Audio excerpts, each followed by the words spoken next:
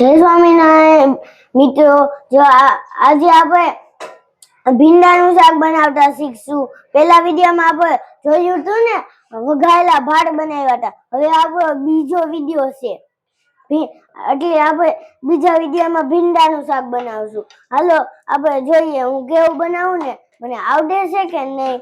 હાલો તમે જોવો। વાહ, મારાથી કઈ ભૂલ થતી હોય ને તો કોમેન્ટ કરજો, અને તમારથી ભૂલ થતી અને તમારથી તમે કેવી રીતના બનાવો છો ને એ પણ કોમેન્ટ કરજો। કેમ થયું આર્યનભાઈ, ભીંડાનું શાક બનાવતા આવડી ગયું બટા? હા, બહુ મસ્ત નું આવડી ગયું। કેમ કે જો મારા આર્યનનું તો ભીંડાનું શાક ફેવરિટ છે। કોનું ભીંડાનું શાક ફેવરિટ છે ને કોમેન્ટ કરજો। મારા આર્યનને તો 2 દિવસથી મમ્મી ભીંડાનું શાક એમ બોલતો હતો।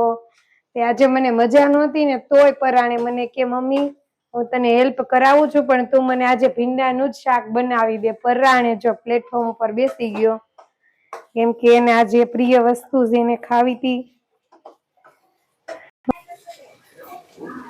હવે તમે આવી જાજો, ગરમા ગરમ રોટી, ભીંડાનું શાક અને વઘારેલા ભાત ગરમા ગરમ। Thank you.